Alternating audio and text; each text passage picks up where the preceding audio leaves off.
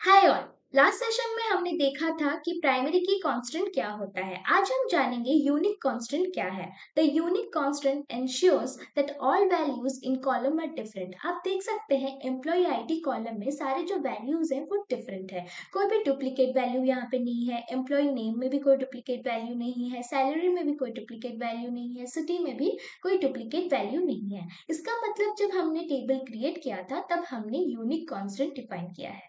Unique constant में वो कोई भी डुप्लीकेट वैल्यू एक्सेप्ट नहीं करेगा, इसीलिए सारे कॉलम्स में ओनली जो डिफरेंट वैल्यूज है वो ही एंटर हुए हैं और कोई भी डुप्लीकेट वैल्यू यहाँ पे एंटर्ड नहीं है। Both the unique and primary key constant provide a guarantee of uniqueness for a column or set of column. जब हम unique constant या फिर primary key constant डिफाइन करते हैं एक set of column या फिर column में, तो वो इंश्योर करता है कि सारे जो वैल्यूज हम एंटर करते हैं वो डुप्लीकेट ना हो, यूनिक हो। तो इसीलिए हम जब प्राइमरी की कांस्टेंट डिफाइन करते हैं तब वो यूनिकनेस मेंटेन करता है, या फिर अगर हम यूनिक कांस्टेंट में डिफाइन करें तो भी वो यूनिकनेस मेंटेन करता है एक कॉलम का या फिर सेट ऑफ कॉलम्स का। यहाँ पे आप हमने सेट ऑफ कॉलम्स में डिफाइन किया हुआ है यूनिक कांस्टेंट, इसीलिए सारे जो कॉलम्स है वहां पे कोई भी डुप्लीकेट वैल्यू एंटर्ड नहीं है। However, you can have many unique constant per table but only one primary key constant per table। इसका मतलब ये है कि आप यूनिक कांस्टेंट हर एक कॉलम में डिफाइन कर सकते हैं जब हम टेबल क्रिएट करते हैं, लेकिन एक ही प्राइमरी की कांस्टेंट रख सकते हैं जब हम टेबल क्रिएट करते हैं पर टेबल के लिए। लेकिन आप चाहे तो दो या फिर दो से ज्यादा अगर प्राइमरी की कांस्टेंट डिफाइन करते हैं एक टेबल के लिए तो हम उसको क्या बोलते हैं बताएंगे कमेंट सेक्शन में। अभी हम क्रिएट करेंगे एक टेबल यूनिक कांस्टेंट यूज करके। Create table employee. एम्प्लॉय जो है टेबल का नेम है, ब्रैकेट ओपन करेंगे, कॉलम्स के नेम देंगे, employee ID, int data type, not null, फिर यूनिक यहाँ पे डिफाइन कर देंगे उसकी ही साइड में। फिर लिखेंगे एम्प्लॉय नेम एक कॉलम var नॉट नल अगर कांस्टेंट डिफाइन करना चाहते हैं तो, और फिर सैलरी उसका data type float and city उसका data type char with range 100। And अभी हम ब्रैकेट क्लोज करके फिर सेमीकोलन दे देंगे, हमारा कमांड क्लोज हो गया। अभी हम क्रिएट करेंगे एक टेबल प्राइमरी की कांस्टेंट यूज करके। Create table. टेबल का नाम दे देते हैं एम्प्लॉय 5। यहाँ पे ऑलरेडी बहुत सारे एम्प्लॉय नेम्स हैं तो इसीलिए एम्प्लॉय 5 टेबल नाम दे देते हैं और सारे जो कॉलम्स हैं उन्हें डिफाइन कर लेते हैं। तो हमने सारे कॉलम्स को यहाँ पे डिफाइन कर लिया है। तो एम्प्लॉय आईडी को हम रखेंगे एक नॉट नॉल करके कांस्टेंट और एक यूनिक कांस्टेंट। तो यूनिक हो गया, ऐसे हमने डिफाइन कर लिया। अब हम क्या करेंगे, ब्रैकेट को क्लोज कर देंगे और फिर उसके बाद हम सेमीकोलन दे देंगे।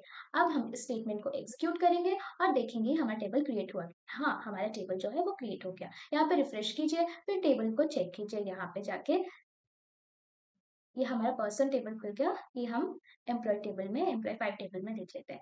एम्प्लॉय 5 टेबल है, यहाँ पे आप देख सकते हैं नॉट नल कांस्टेंट डिफाइन हो गया है, एम्प्लॉय आईडी और एम्प्लॉय नेम जो है नॉट नल कांस्टेंट है। और यहाँ पे आप देख सकते हैं यूनिक कांस्टेंट जो डिफाइन हुआ है सिर्फ और सिर्फ एम्प्लॉय आईडी, क्योंकि हमने जब टेबल क्रिएट किया था तो एम्प्लॉय नेम को नॉट नल कांस्टेंट रखा था और एम्प्लॉय आईडी को नॉट नल और यूनिक कांस्टेंट रखा था, तो ऐसे इसीलिए ऐसे क्रिएट हुआ है।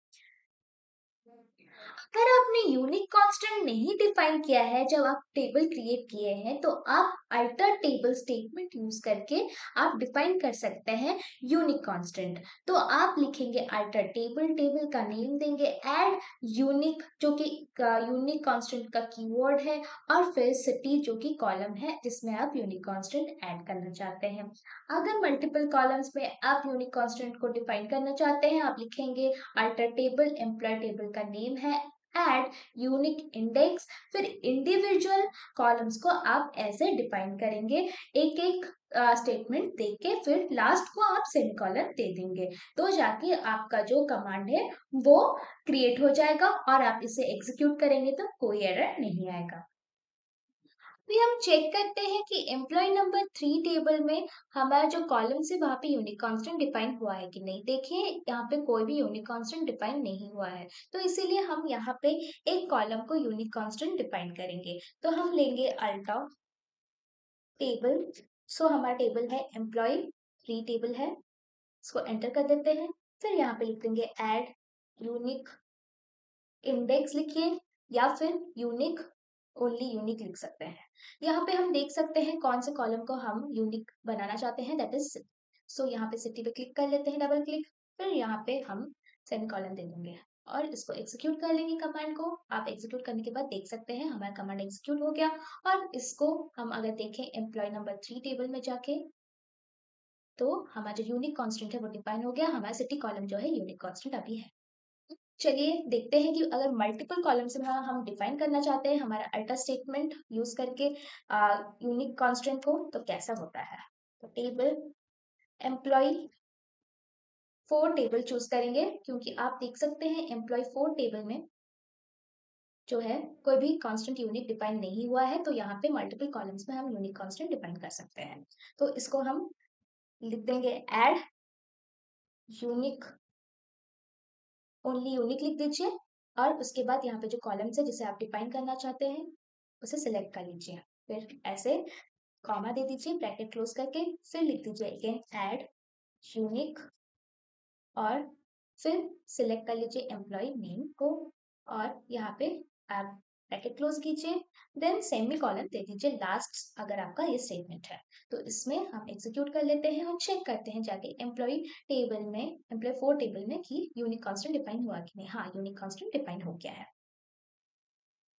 हम एम्प्लॉय 2 टेबल में इंसर्ट करेंगे कुछ रिकॉर्ड। देख सकते हैं आपकी जो एम्प्लॉय आईडी है वो एक यूनिक कांस्टेंट है और जो सिटी है वो एक यूनिक कांस्टेंट है। इसका मतलब एम्प्लॉय 2 टेबल अलाउ नहीं करेगा कोई भी डुप्लीकेट वैल्यू। हम लिख देते हैं इंसर्ट इनटू एम्प्लॉय 2 और सारे जो कॉलम्स है उन्हें एम्प्लॉय 2 टेबल से चूज कर लेंगे।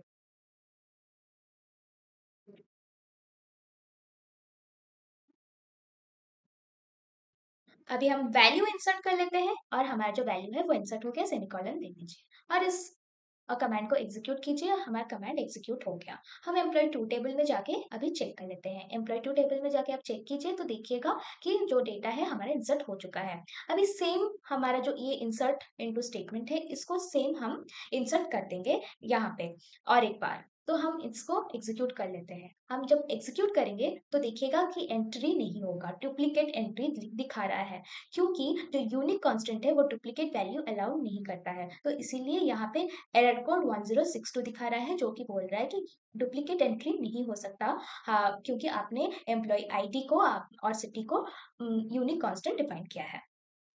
अगर आपको यूनिक कांस्टेंट को डिलीट या फिर ड्रॉप करना है तो आप स्टेटमेंट लिखेंगे अल्टर टेबल, टेबल का name that is employee, then drop index लिखेंगे एज ए कमांड, फिर आप लिख देंगे जिस कॉलम को आप ड्रॉप करना चाहते हैं that is salary column underscore unique लिख देंगे और सेमीकोलन देके स्टेटमेंट को क्लोज कर।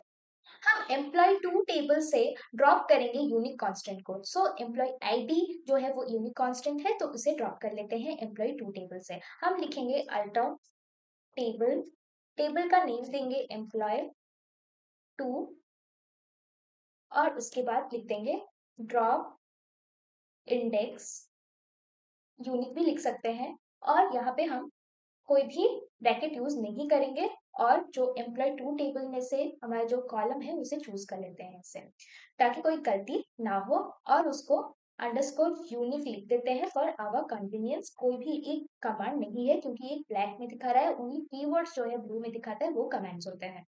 तो अभी इसे एग्जीक्यूट कर लेते हैं।